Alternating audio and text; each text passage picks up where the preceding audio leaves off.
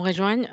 Merci beaucoup à nouveau d'être là aujourd'hui. Dans ce 12e webinaire sur la section éthique dans les projets européens, surtout dans la partie de la soumission. Nous avons fait un premier webinaire. Plusieurs d'entre vous, on était déjà là la semaine dernière. Plus général sur la section éthique et comment on voit, comment la Commission européenne évalue cette partie. Et le webinaire, il est déjà en ligne sur ce lien, vous pouvez le trouver dans le site web d'horizoneurope.gouv.fr et dans la partie de PCN Santé. Et aujourd'hui, on va voir un exemple concret de comment y répondre. Et la semaine prochaine, on aura un petit webinaire sur un échange de bonnes pratiques. Je suis encore preneuse des témoignages. On a déjà quelques témoignages qui vont être partagés la semaine prochaine, mais j'aimerais bien avoir au moins une autre institution. Si vous êtes motivé pour participer, contactez-moi par email. Je vous remercie d'être là aujourd'hui. Comme je vous ai dit la semaine dernière, de la même façon, cette présentation, elle est en anglais. En fait, les diapositives sont en anglais, mais je vais parler en français. Les contenus du webinaire aujourd'hui, c'est la checklist. En fait, qu'est-ce qu'on doit regarder au niveau de l'éthique au moment de faire de la soumission. On va voir plus en détail les tableaux des questions éthiques, en fait, question par question. Et comment répondre avec un exemple concret à la section éthique dans le portail et s'il faut faire un annexe ou pas. Et je pense que vous allez, à ce moment-là de webinaire, vous allez déjà avoir une idée de s'il faut faire un annexe ou pas. En fait, au moins, c'est ça ce que j'espère. Et je pense qu'il est important de prendre en compte la dimension éthique dans les projets de recherche parce que cela peut améliorer la qualité de la recherche. C'est quelque chose qu'il ne faut pas prendre à la légère, surtout pour les projets en santé. Il faudra convaincre les chercheurs, bon, en fait, pour tous les projets, pas que les projets en santé, il faudra convaincre les chercheurs que ce n'est pas une demande de plus de la Commission ou des bailleurs en général, mais quelque chose qui est très important pour un projet de recherche et qui peut vraiment faire un projet différent. Voici la checklist. Je vous ai déjà parlé sur la première chose à faire pour l'éthique dans l'étape de soumission, qui sont les déclarations. Les déclarations dans la partie A, je vais les répondre tout de suite. Et il faut répondre à ces questions et on doit les faire pour les projets en one stage et two stage. Et ensuite, il faut répondre au tableau éthique pour les projets seulement dans l'étape 2 des projets qui sont two stage ou les projets qui vont en single stage. Et si vous répondez au tableau des questions éthiques, il faut faire une auto-évaluation éthique. Ça, c'est pareil pour les projets qui sont à l'étape 2 et en single stage. Et si on identifie des problèmes complexes, il faudra traiter la gestion des risques pour ces projets. Alors, qui est responsable de répondre à la partie éthique? Si vous avez un projet en coordination, c'est le coordinateur qui réunit toute l'information du consortium. Il est le principal contact avec la Commission européenne si le projet est financé. Il répond à toutes les questions éthiques de la Commission avant et au moment de la signature de Grant Agreement. C'est lui qui est responsable de garder toutes les autorisations, en fait, et fournir les autorisations nécessaires à la Commission européenne. Et évidemment, il est responsable de sa propre recherche. Et quand on est partenaire, on est responsable de répondre correctement au coordinateur tout ce qu'il nous demande, en fait, à toutes les étapes du projet, de la soumission. Ah, désolée, mon petit chien qui est juste à côté, je suis désolée. Et le coordinateur ne peut pas se substituer au partenaire dans la partie éthique, c'est-à-dire parfois dans un projet de recherche, quand on est en train d'écrire le projet de recherche en soi-même, peut-être qu'il manque des petites parties que le coordinateur peut remplir ou compléter, mais pour la partie éthique, c'est pas le cas. En fait, c'est le partenaire qui connaît qu'est-ce qu'il va faire dans le projet et comment il faut remplir ou être conforme dans la partie éthique. Alors, le coordinateur ne peut pas se substituer aux réponses du partenaire et il est responsable aussi de garder les autorisations qui sont nécessaires pour l'accomplissement de son projet. Alors, pour trouver les réponses, ce que je vous avais dit dans le webinaire précédent, d'abord, allez voir avec votre institution, les départements qui sont spécialisés en l'éthique, en fait, des cellules éthiques, les managers qui sont responsables de la réglementation, s'il y a des comités éthiques, des advisors éthiques qui auraient dans votre institution et évidemment les data protection officers. Il faudra aussi, si vous avez le temps,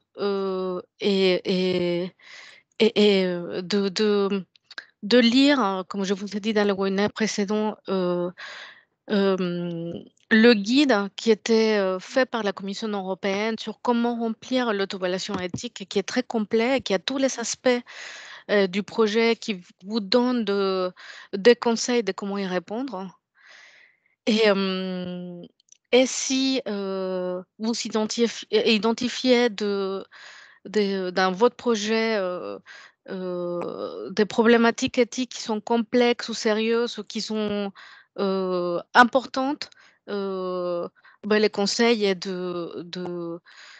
d'appeler à l'aide à un advisor éthique ou à un board éthique dans vos projets. Et j'espère qu'après ce séminaire, vous allez pouvoir, en fait, entre le premier webinaire, celui-là, vous allez pouvoir identifier plus facilement quels sont ces projets qui ont besoin d'un advisor éthique ou d'un board éthique.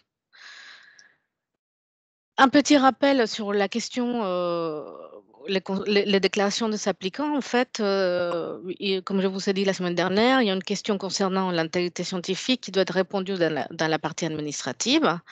Je ne vais pas rappeler de quoi il s'agit. Je vous ai déjà raconté un peu la semaine dernière. Aussi, la question sur les applications civiles de la recherche. Et il y a aussi une confirmation concernant ce qui ne sera pas fait car la Commission ne finance pas ces activités. Je vais parler un peu plus en détail dans les questions. Et la deuxième partie dont il faut s'intéresser, c'est la réponse au tableau des questions éthiques dans la partie A, dans la partie administrative. Et ce tableau comprend une bonne partie de questions éthiques du projet. Je ne dis pas toutes les questions, parce que dans le projet en soi-même, on aborde d'autres types de questions éthiques, par exemple la question du genre, qui est une question éthique, mais qui ne s'aborde pas dans le tableau des questions et ensuite dans l'auto-évaluation.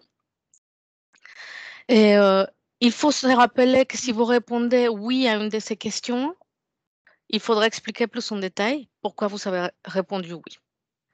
Alors, je vais aller question par question et on va voir quel est le bagage ou le background de chacune des questions et qu'est-ce qui se passe en France, qu'est-ce qu'on attend et qu'est-ce qui se passe en France.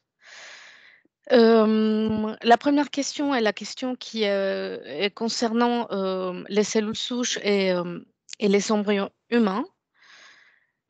Comme je vous avais dit précédemment, que vous avez déjà coché, que vous allez pas faire ce type de recherche dans vos projets. En fait, la commission ne finance pas des projets de clonage, en fait, ne finance pas des projets qui visent à modifier l'héritage génétique des êtres humains et les hériter, et ne finance pas des projets où on doit créer des embryons pour faire de la recherche. Pour la destruction des embryons, ni pour la procuration de cellules souches embryonnaires. Et ça, c'est toutes les questions que vous pouvez trouver dans les tableaux éthiques. En fait, j'ai coché oui à tout et vous trouvez en fait dans le tableau, ça s'ouvre toute une série de questions qu'il faudra y répondre si vous avez répondu oui à la première question. Il Il faut, si vous utilisez des embryons humains ou des cellules souches embryonnaires dans votre recherche, il faut vraiment expliciter et décrire pourquoi vous avez besoin d'utiliser des embryons ou des cellules souches embryonnaires, si vous avez toutes les autorisations nécessaires. Euh, si dans les cas de cellules souches embryonnaires, si vos cellules ils sont dans le registre européen, ils sont déjà dans les registres européens. Et est-ce que je vous avais raconté la semaine dernière, c'est que la question de cellules souches embryonnaires et des embryons humains, de l'utilisation de cellules souches embryonnaires, embryons humains dans les recherches, c'est par défaut un sujet complexe et sérieux et que ces projets, ils sont tous évalués par un comité éthique ad hoc qui s'est suivi pendant toute la durée de projet. En France, l'autorité qui gère la recherche avec les embryons humains et les cellules souches embryonnaires, c'est l'Agence de la biomédecine. Et il faut demander des autorisations à l'Agence de la biomédecine pour ces utilisations. Partout dans le monde, partout dans l'Europe et dans d'autres pays avec lesquels vous collaborez, il faut demander à vos partenaires. Parce que la réglementation dans le monde est très, très différente. Je vais montrer juste pour vous exemplifier. C'est quelque chose c'est un plan, une carte mondiale de la réglementation pour travailler avec les cellules souches embryonnaires ou les embryons humains. Mais ça, c'est vrai pour tous les sujets éthiques. En fait, la réglementation est très différente dans chaque pays et il faut demander euh, à vos partenaires qu'est-ce qui s'applique dans chaque pays. Par exemple, dans cet exemple sur les cellules souches, on peut voir que la réglementation est très différente et que, par exemple, il y a des pays, en fait, ceux qui sont jeunes, où l'utilisation de cellules souches ou des embryons humains n'est pas réglementée du tout, ou des pays comme l'Italie, par exemple, ou les États-Unis, où la réglementation est très restrictive. Et cela ne veut pas dire que votre recherche ne sera pas financée si vous avez à utiliser ce type de matériel humain. Et alors du coup, demandez à vos partenaires et ça pour toutes les questions. La question numéro 2, et je ne vais pas rentrer trop dans les détails dans cette question parce qu'on pourrait faire un- un webinaire, pas plus d'une heure, en fait, une formation entière sur la participation des humains dans des projets de recherche. Et surtout parce que je ne suis pas une experte. Et, mais ce qui est très intéressant, c'est de voir le type de questions qui sont dans les tableaux éthiques. Est-ce que votre recherche inclut des participants humains et en fait, quel type de recherche ou des humains vous allez faire appel pour la collection des échantillons pour votre recherche spécifique? Et là, je vous montre toutes les questions qui sont dans les tableaux. Et il y a quelqu'un qui m'a demandé la semaine dernière, qu'est-ce que ça veut dire participant humain à la recherche? Et je vous ai mis la définition ici pour Horizon Europe. C'est la collection des échantillons biologiques, des données personnelles. Et quand on fait des interventions médicales, des entretiens, des observations, quand on va utiliser ces échantillons des données pour un usage secondaire, euh, quand on va collecter des informations, quand on va mettre ces informations sur des médias sociaux, et ce qui est le plus important à faire, euh, à expliquer ici, c'est quels sont les détails de vos protocoles qui respectent euh, euh, la partie éthique, en fait, ce qu'on attend de la partie éthique, c'est-à-dire le respect pour les personnes, la dignité humaine, la distribution équitable et de bénéfices et risques de la recherche, les droits et les intérêts des participants, en fait, prendre en compte les droits et les intérêts des participants, que les participants y participent d'une façon libre, avec des consentements éclairés, avec une attention particulière aux catégories vulnérables, par exemple les enfants, les patients, les minorités. Euh, je vous conseille, à chaque fois que vous répondez au tableau éthique dans vos projets, heu, de ne pas, interpréter seulement en lisant la question. Si, vous lisez la question, est-ce que vous allez avoir, des participants, vulnérables, des individuels vulnérables ou des groupes vulnérables dans votre recherche? Heu, Ne cherchez pas à comprendre dès la question. Allez sur la définition, dans le guide éthique de la Commission européenne, c'est important. Alors on attend de vous, une description sur les détails des protocoles, quels sont les critères d'inclusion, exclusion et cetera, d indépendants de procédures et mitigation des risques. Dans cette partie sur les participants en moins, parfois on doit inclure, la forme des études cliniques dont, Catherine vous avez déjà parlé il y a, il y a 12 semaines et ça dépend de l'appel. Et en France, la réglementation dépend de la recherche. Vous allez avoir soit les autorisations d'un comité de protection de personnes, c'est comme ça qu'on l'appelle, ou d'un institutional review board, qui sont des comités d'éthique, qui vont vous autoriser ou pas, les protocoles, au fait, ou la recherche avec des participants humains. La question 3 correspond aux tissus et cellules humaines. Hem, cette section, se réfère au projet où il y a des activités où soit on collecte ou on utilise des cellules. Heu, on les collecte par rapport à notre recherche et on revient sur la première question sur la question numéro 2, est-ce qu'il y a des participants humains qui participent à la recherche? Heu, mais pas que, en fait, cette question, correspond aussi aux cellules qu'on garde dans nos laboratoires, qu'on échange entre laboratoires, qu'on obtient dans un biobanque. Est-ce qu'on les obtient dans les cas de la recherche sur ces projets ou est-ce qu'on les a déjà obtenus? Sur cette section, il faut décrire, pourquoi on utilise les cellules humaines, quel type de cellules humaines, est-ce qu'on les achète? Et pourquoi on les a besoin. Et en dépendant de notre réponse, si vous êtes en train de collecter, comme je vous dis, on se réfère à la question 2 sur les humains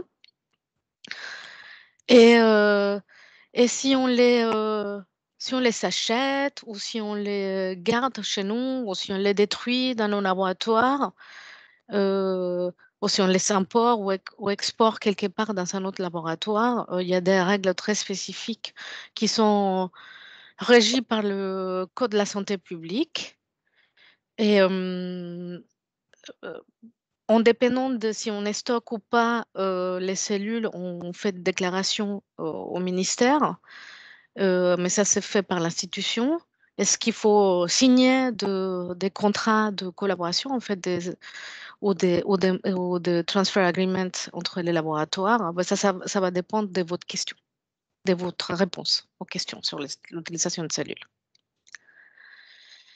La question numéro 4 est la question, correspondant aux données personnelles et pareil, en fait, chacune des questions, je vous donne vraiment juste un aperçu parce qu'on pourrait passer, on pourrait inviter des experts sur chacune des questions et faire des webinaires à part, tellement sont complexes les réponses mais c'est la partie où on vous pose la question: «Est-ce que vous allez, utiliser, dans votre recherche de données personnelles et si vous allez, les analyser ou pas, si vous allez les garder. Quel type de données? En fait, c'est, des données, génétiques, avec des informations, ce qu'on appelle sensibles. Est-ce que vous allez les analyser? Est-ce que vous allez les partager ces données? Est-ce que vous allez les faire sortir de l'Europe? Est-ce que vous allez importer des données, vers l'Europe et les analyser? Et cetera, et cetera. Est-ce que, tout ce qui est en rapport aux données personnelles, fait partie de cette question? Et pour cela, il faut décrire qu'est-ce que vous allez faire, si vous allez connecter des données, si vous allez les connecter, peut-être qu'il faut se référer à la question 2 sur la participation des humains. Et est-ce que vous allez anonymiser vos données ou pseudo-anonymiser? Est-ce que c'est possible de le faire en dépendant du projet? Vous allez voir tout à l'heure dans les projets d'exemple que j'ai choisis que c'est pas peut-être nécessairement facile de pseudo-anonymiser les données. Et tout ça, c'est important de les décrire dans votre partie éthique. Et est-ce que, en fait, en France, en France, en Europe, on est soumis au règlement européen des données, en fait, à l'RGPD. Et vous pouvez consulter, si possible, les data protection officers de votre institution ou des institutions qui sont partenaires. Mais qu'est-ce qui se passe si vous exportez, importez vos données dans un autre pays externe à l'Union européenne qui n'est pas soumis à l'RGPD? Tout ça, c'est super important d'adresser. Et si vous n'avez pas la réponse, de raconter comment vous allez faire pour mitiger les risques des échanges de données, etc. Et quelles sont vos solutions ou qu'est-ce que vous proposez comme solution pendant la durée de vie de projet. La question sur les animaux, est-ce que vous allez utiliser des animaux dans votre projet? Si vous utilisez des animaux, quel type d'animaux vous allez utiliser? Est-ce qu'ils ont des vertébrés? Est-ce qu'ils ont des animaux non primates, génétiquement modifiés, des animaux de ferme ou des espèces qui sont en danger? Euh, c'est important de décrire dans cette section les protocoles de recherche que vous allez utiliser, combien d'animaux vous allez utiliser, pourquoi vous ne pouvez pas utiliser une alternative aux animaux pour votre recherche, c'est super important. Quand il s'agit des animaux qui sont des primates non humains, tellement ils nous ressemblent que il y a des sujets éthiques particuliers par rapport à l'utilisation des animaux non primates et c'est important d'adresser toutes ces questions. Et en France, ces protocoles, ils sont soumis au comité d'éthique animaux qui à la fois soumet ces protocoles au ministère de l'Agriculture pour avoir des autorisations pour travailler sur ce protocole spécifique. Si on va travailler avec des animaux modifiés génétiquement, il nous faut aussi une autorisation pour travailler avec des organismes génétiquement modifiés. Et ça se réfère à la question 7 que je passais tout à l'heure. Et si vous travaillez aussi avec des animaux, vous avez besoin d'avoir euh, des autorisations comme quoi vous avez travaillé avec des animaux qui sont ces autorisations sur des cours d'entraînement qui sont donnés par les institutions. La question numéro 6, c'est la question qui est sur les pays non européens. Et, cette question c'est pour savoir est-ce que vous allez travailler avec des pays non européens et jusqu'où vous allez travailler avec ces pays, c'est-à-dire est-ce qu'il s'agira d'une collaboration, est-ce que vous allez seulement échanger du matériel, est-ce que vous allez prendre des ressources locaux et les traiter en Europe, est-ce que vous comptez exporter du matériel à l'extérieur? C'est important que pour Horizon Europe, les activités avec les pays non européens doivent aussi être autorisées au moins dans un des pays européens. Ça, c'est super important parce que ça évite, euh, en fait, ça évite d'aller faire de la recherche ailleurs qui n'est pas autorisée en Europe. Et il faudra décrire comment vous allez interagir avec ces pays. Et je viens de voir qu'il y a une petite faute d'orthographe, je suis désolée. Et, et peut-être que vous avez déjà écrit certaines parties dans d'autres questions, comme l'échange des données, etc. Et en France, la question est-ce que vous avez besoin de transfer agreements, en fait des contrats de transfer agreement pour le matériel? Et aussi, on est soumis au protocole de Nagoya qui est l'accès au partage des avantages pour ce qui est des ressources génétiques. C'est le protocole de Nagoya, c'est aussi quelque chose dont on pourrait parler dans un séminaire entier, mais bon, chaque institution est en train de mettre en place de façons de faire et ben, il faudra se rapprocher à votre cellule éthique ou à votre direction juridique, etc., pour vous aider à résoudre ces problématiques. La question Vania, oui, pardon, avant de passer, on a 2 questions sur la partie 6, juste celle que tu viens de oui, présenter. je reviens. Ok, très bien. Ouais. Donc la première question, c'est est-ce qu'un échange de matériel non sensible, entre parenthèses, échantillon déjà présent dans le pays cible et largement diffusé, nécessite-t-il de répondre oui et de justifier? Et oui, en fait, le fait que vous ayez de matériel, en fait, on va dire, par exemple, je vais prendre un exemple. Disons que vous avez à un moment donné importé des cellules dans votre laboratoire qui viennent d'un autre pays qui n'est pas européen. Vous répondez oui, vous expliquez quel type de cellules. Vous l'avez déjà expliqué déjà dans la partie des cellules et tissus. Et là, vous faites référence seulement à ce que vous avez déjà répondu à la partie des cellules et tissus.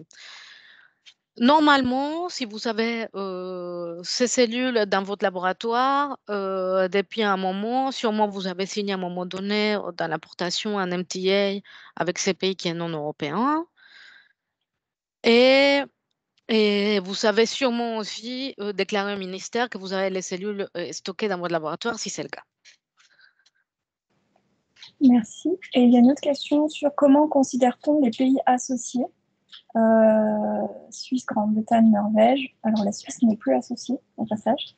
Est-ce qu'on les considère comme non européens ou pas? Oui, on les considère comme non européens, mais on justifie très facilement. En fait, quand vous répondez oui à un pays non européen, en fait, vous expliquez seulement c'est des UK, Suisse, etc.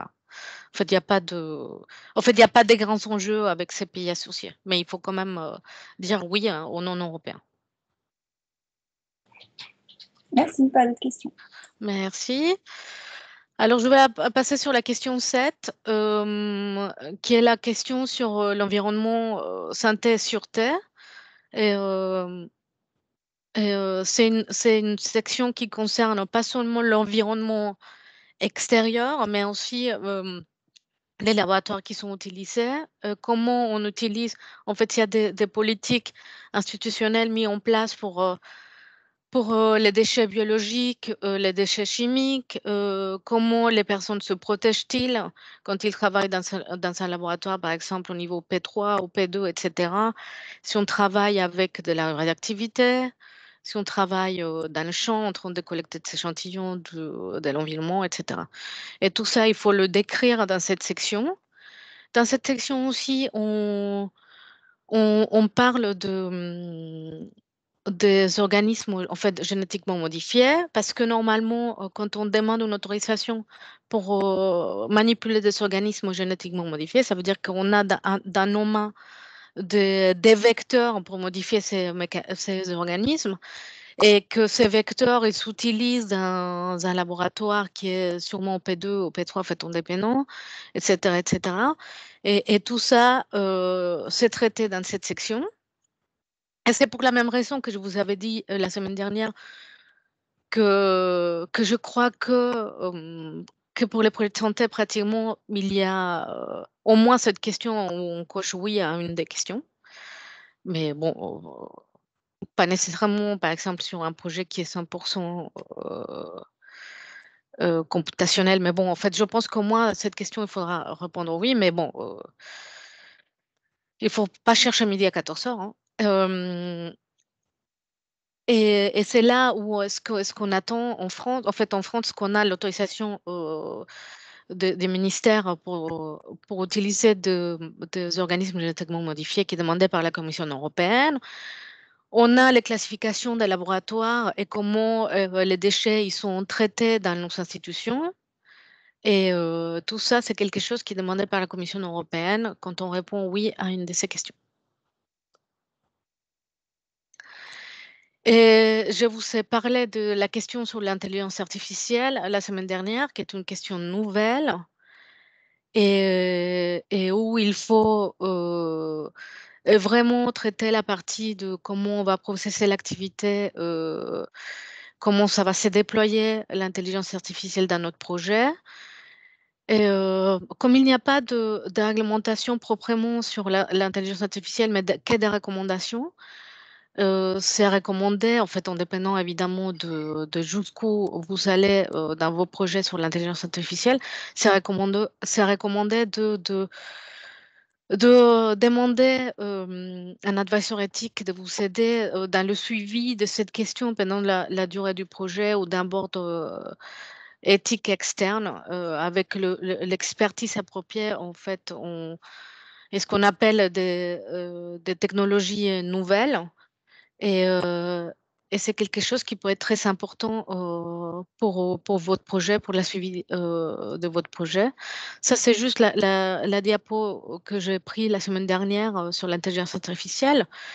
Et les questions, est-ce que la proposition a des activités pour développer, déployer ou utiliser l'intelligence artificielle? Et pour répondre oui ou non, se poser la question sur le fait que le système que vous allez développer peut être stigmatisant ou discriminant pour des personnes par rapport à certaines caractéristiques ou s'il va interagir de façon à influencer les décisions des humains. C'est des questions qui se posent quand on utilise l'intelligence artificielle dans les projets, mais pas que, il y aura d'autres questions et faites appel aux experts pour vous aider. Alors, pour d'autres sujets éthiques, vous pouvez répondre oui si vous pensez qu'il y a d'autres choses qui ne sont pas traitées dans les questions et que vous avez besoin de traiter dans votre projet. En fait, répondez oui et expliquez plus en détail. Et pour la partie misuse, comme je vous expliquais la semaine dernière, mes usages, vous pouvez la traiter dans d'autres questions de l'auto-évaluation éthique. Vania, il y a une question sur la Oui, partie intelligence artificielle. oui, Donc apparemment pour un des calls là, qui est en 2 étapes, dont la deadline au 1er février, il n'y oui. a apparemment pas la checklist de self-assessment. Est-ce que c'est une erreur ou est-ce que ça ne se fait pas aux premières étapes et ça se fait uniquement Non, à la deuxième étape? non, ça ne se fait pas la première étape. Ce que je Ouais. disais dans une de mes premières diapos, c'est que pour les projets qui sont en 12 étapes, pour la première étape, vous répondez pas à la partie éthique encore. Mais si vous passez à la 12e étape, vous êtes obligé de répondre au tableau éthique et faire l'auto-évaluation éthique. D'accord. Et ça vous donne le temps de réfléchir aussi à la question d'ici que vous passez à la 12e étape.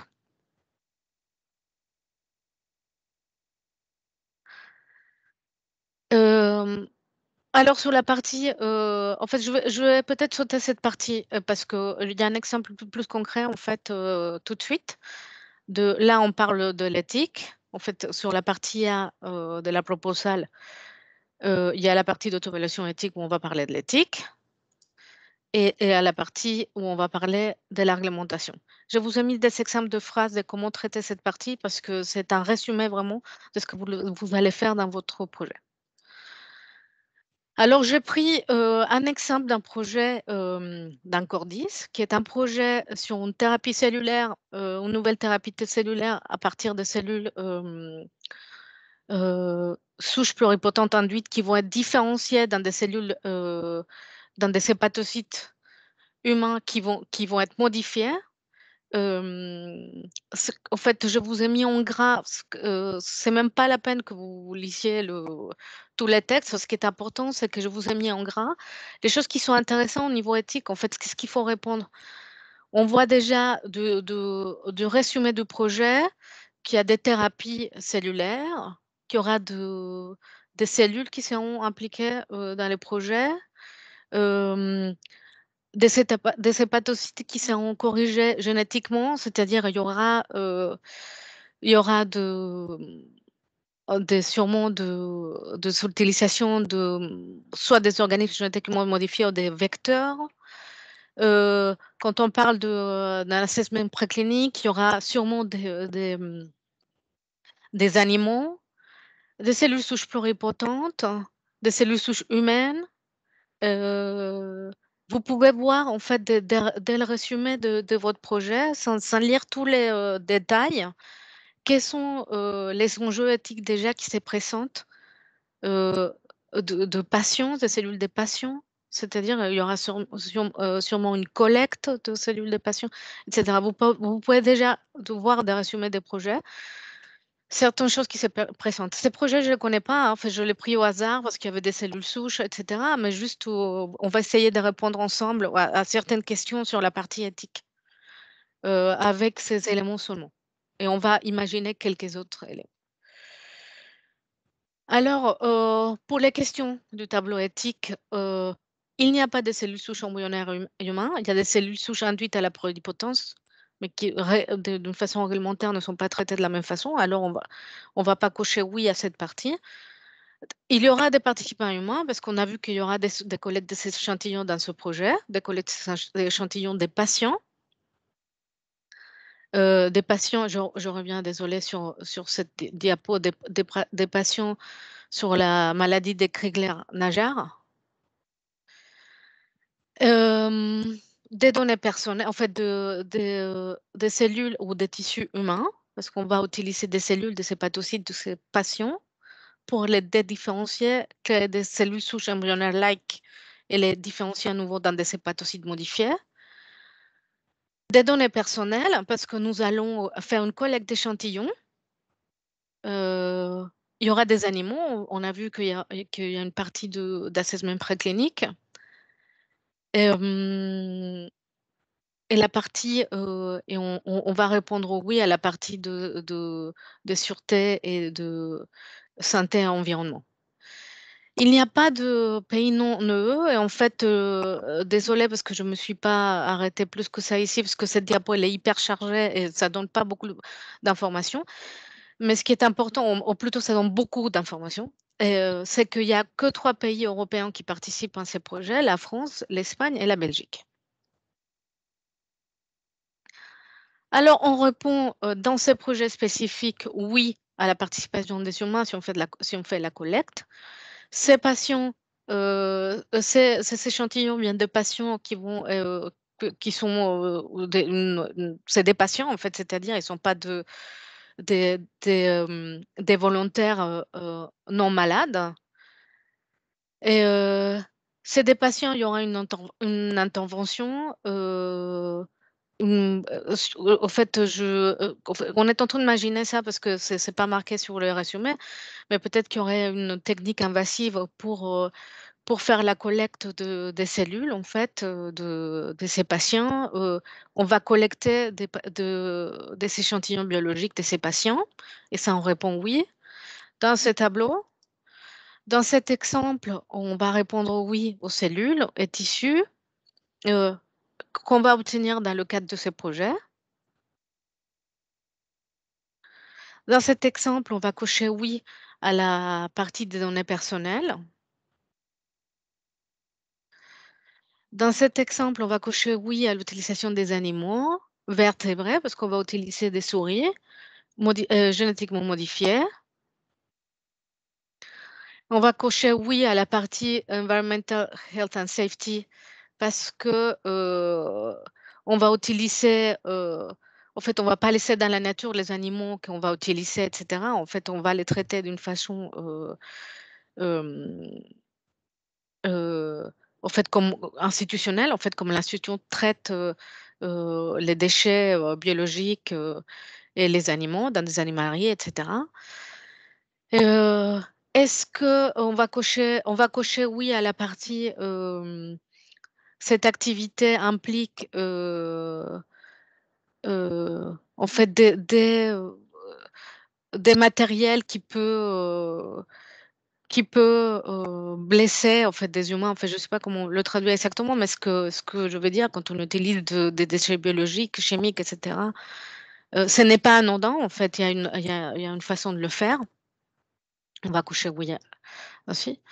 Alors, on va remplir, avec cet exemple que je viens de donner, on va remplir très rapidement cette partie d'auto-évaluation éthique, qui est très courte, que je vous ai déjà dit. Il y a juste 5000 caractères pour qu'on donne un résumé de ce qu'on va faire dans notre projet collaboratif. Alors, on va répondre un peu plus ou moins de ce style. Il faut juste vous rappeler que ça, c'est une suggestion. On peut répondre de cette façon, mais ce n'est pas la seule façon. On peut répondre d'autres façons.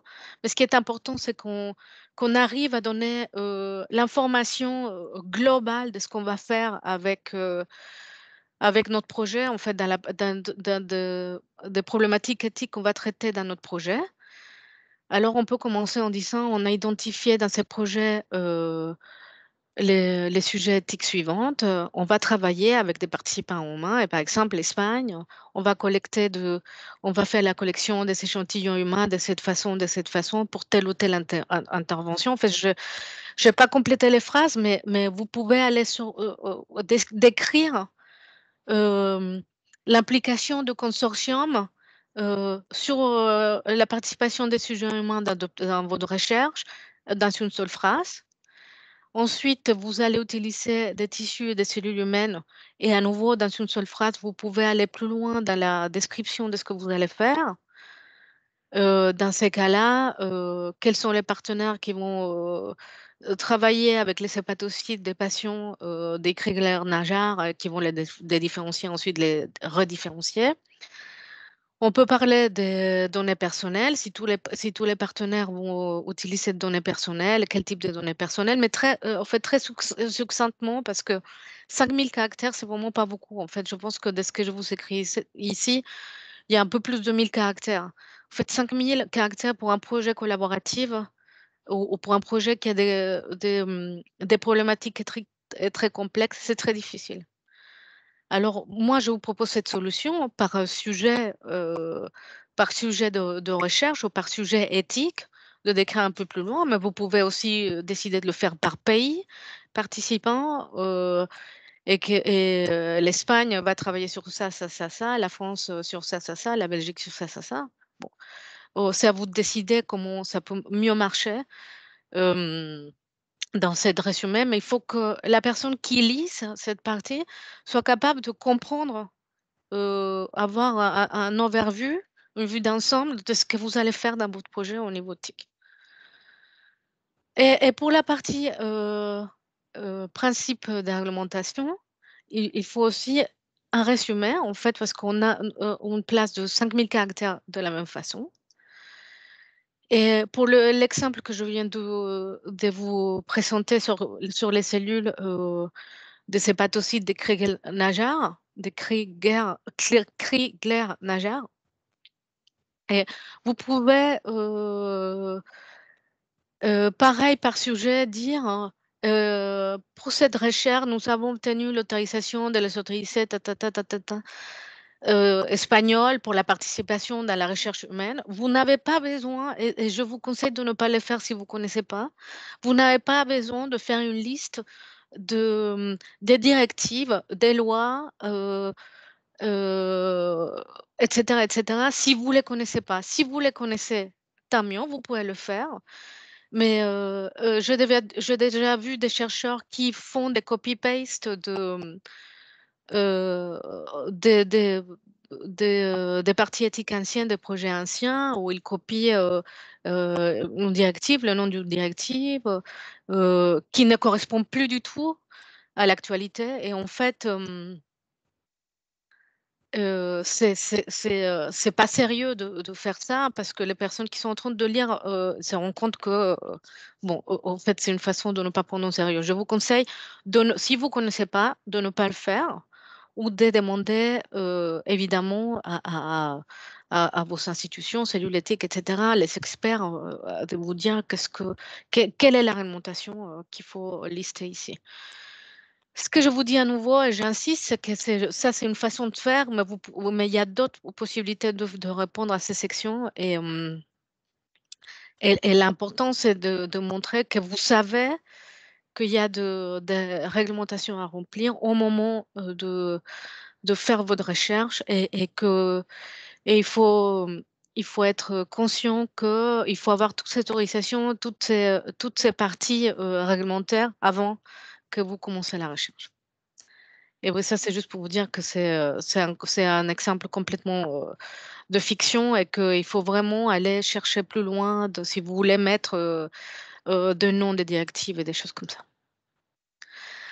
Alors, bah, annexe ou pas d'annexe, dans le projet que je viens de vous montrer, j'espère vous avoir convaincu que oui, en fait, si c'est possible de mettre un annexe, en fait, ce n'est pas suffisant avec la complexité du projet de tout décrire avec détail de comment on va faire, comment on va mitiger les risques. Dans les projets spécifiques, je vous ai montré des critères nageurs. On voit qu'il y a des participants humains, des cellules humaines, des cellules pluripotentes induites à la pluripotente, en fait, cellules souches induites à la pluripotente, que même si dans la réglementation, ils ne sont pas traités nécessairement comme des cellules souches embryonnaires, ils sont des caractéristiques des cellules souches embryonnaires, des animaux, de la collecte de données, des problèmes d'environnement et de sûreté.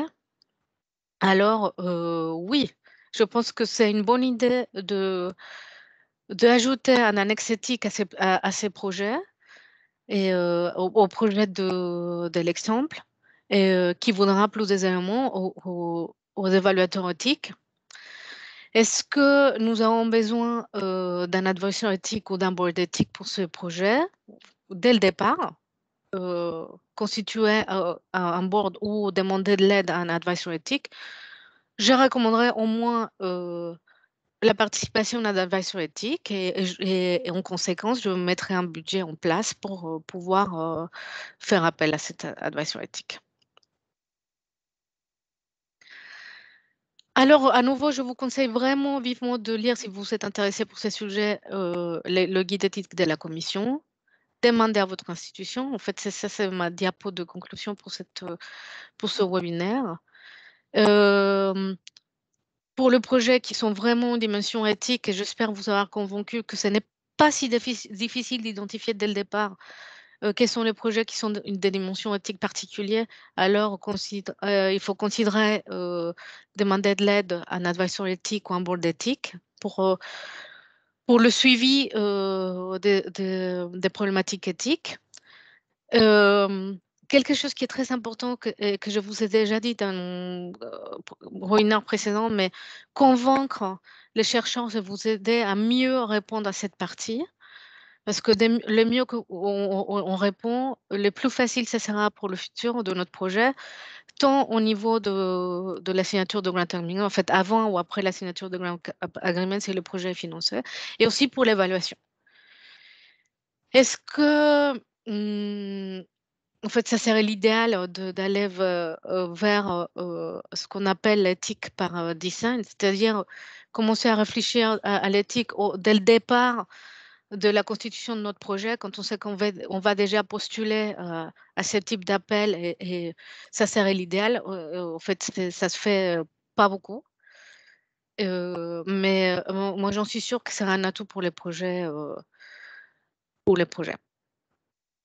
Et ben, je vous remercie et je suis ouverte à toutes les questions. Merci Vania. Il y a quelques questions. Donc, le numéro de page à indiquer dans le tableau éthique correspond-il bien à la page dans la partie B à laquelle la question éthique est soulevée? Et oui, en fait, ça correspond au moins à la première partie où vous traitez cette question éthique parce que, en fait, dans toute la partie V du projet, vous allez peut-être traiter les animaux à plusieurs endroits. Prenez au moins la première page, en fait, ou la première section. Merci. Ensuite, il y a une question en particulier sur un dépôt de ERC Starting. Est-ce que si la proposition passe l'étape 1, le candidat pourra compléter la partie éthique? Oui, en fait, les ERC, c'est des projets où il faut répondre à la partie éthique dès le départ. J'ai eu l'occasion de demander dès le départ, en fait, il faut remplir au tableau éthique, faire la partie éthique dans la partie A et si possible, faire un annexe éthique. J'ai eu l'opportunité de poser la question à un advisor éthique de la commission un jour sur les ORCEP, au fait, pour voir quel était le niveau attendu en dépendant du type de projet quel était le niveau attendu dans la description éthique. En fait, s'il faut aller trop dans les détails ou pas dans la description éthique et pour quel projet. Et la réponse d'Advisor éthique, c'était que pour les ORC, il fallait bien décrire est-ce qu'on voulait faire dans la partie éthique, parce qu'on était responsable de la recherche, même si ce n'était pas un projet collaboratif. Et oui, vous pouvez compléter votre partie éthique si votre projet est financé. Vous allez recevoir un rapport éthique de la commission avec un résumé de vos questions éthiques. Et ils vont vous poser des questions spécifiques avant la signature de Grant Agreement et des questions qu'il faut remplir après la signature de Grant Agreement qui vont devenir des livrables éthiques.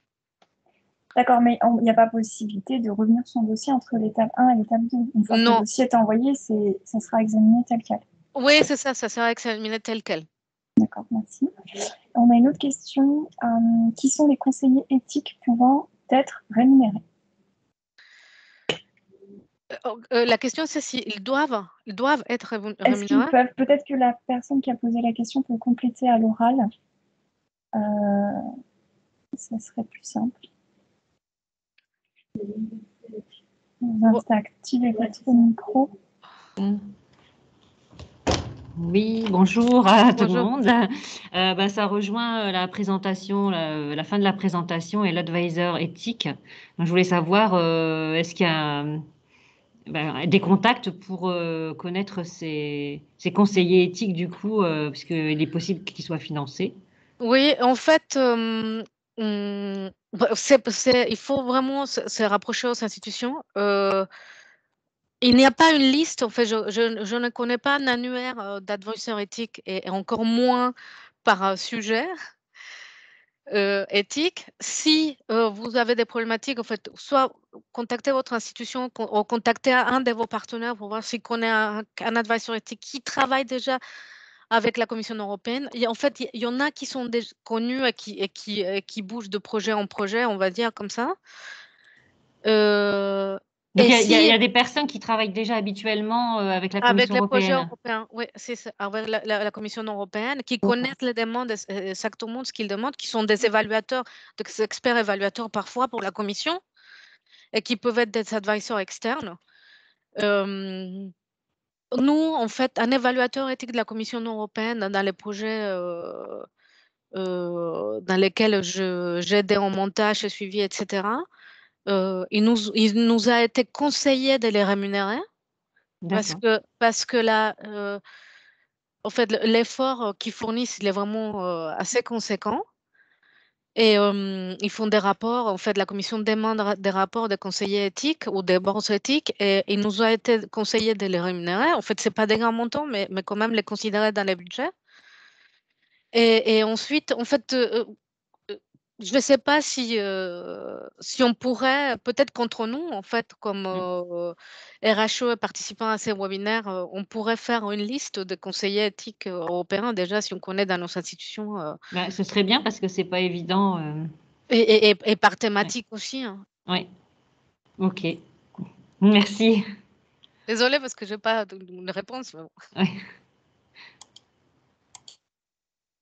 Merci. Donc pour l'instant, je n'ai pas d'autres questions dans le chat. Donc s'il y a des questions, n'hésitez pas. Ah ouais, une nouvelle question.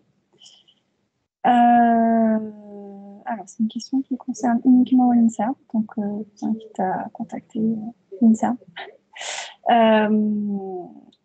Par ailleurs. Mais en effet, oui, au sein des organismes, chaque institution devrait pouvoir vous rediriger vers une personne compétente. Un commentaire plutôt qu'une question. Il n'y a pas de contrainte de choix de conseiller éthique quand il s'agit de demandes issues du screening évaluation éthique. Il faut que le profil d'expertise corresponde au domaine identifié. Un board éthique peut être requis pour des situations plus complexes. Oui, effectivement. Est-ce qu'il y a d'autres questions maintenant? Sinon, n'hésitez pas à envoyer vos questions à Vania par mail à la suite du webinaire sur l'adresse du PCM. Et comme l'a dit Vania, le webinaire sera publié sur le site internet et on va également ajouter la présentation à télécharger.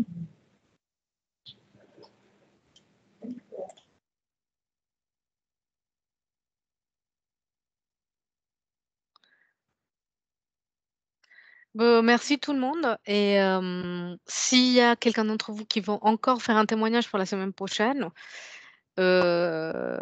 contacte-moi par email et on va caler ça. En fait, ça, c'est un témoignage de 5 minutes. En fait, ce qui est important pour moi dans le webinaire prochain, c'est qu'on échange de bonnes pratiques entre nous, comment on a résolu telle ou telle problématique, n'importe quel est le sujet. Et discuter, en fait, par exemple, cette proposition de faire un annuaire, en fait, je ne sais pas si c'est possible, mais au niveau des gestions de données et tout ça, mais en tout cas, au niveau éthique, mais en tout cas, est-ce qu'on peut avoir, c'est peut-être une façon de faire, une des bonnes pratiques qu'on pourrait implémenter entre nous tous, en fait, avoir un annuaire des experts éthiques externes qui travaillent déjà dans des projets européens. Merci beaucoup, Vania, et bon après-midi à tous. Merci beaucoup à tout le monde et merci et bon après-midi, à la semaine prochaine. Au revoir. Au revoir, merci. Merci beaucoup, au revoir. Au revoir. Merci beaucoup.